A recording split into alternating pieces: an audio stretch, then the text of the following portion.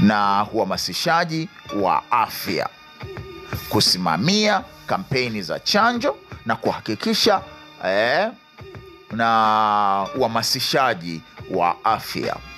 Anashiriki kwenye kampeni za kinga, chanjo, tohara ya hiari.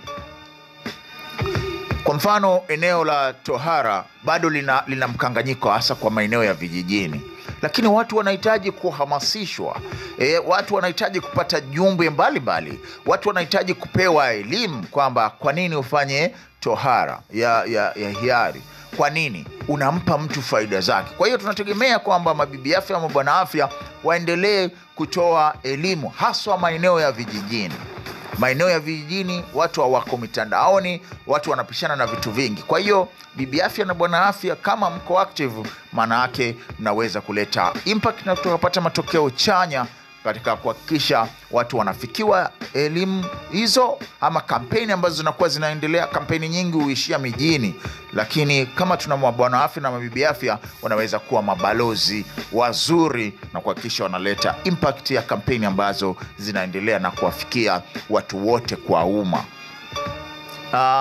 Namba 6, point ya 6 nikasema kwamba kutoa ushauri kwa serikali za vijiji, mitaa kuhusu sera za afya.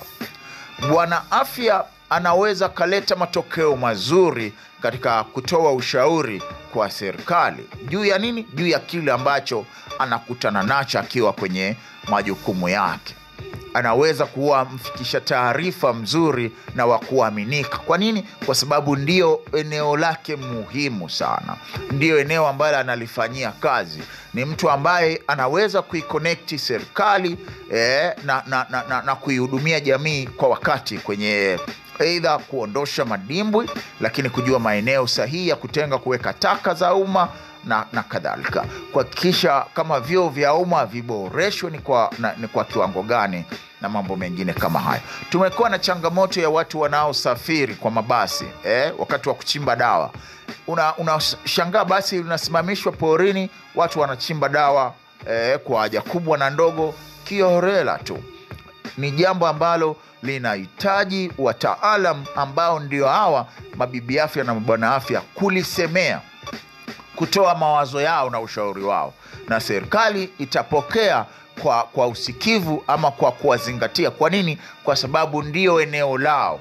Hawa ni watu maalum, ni watu professional. Kwa hiyo wanapopia amua kuandika ama kutoa ushauri, maana yake watazingatia misingi ya kutoa sababu na maelezo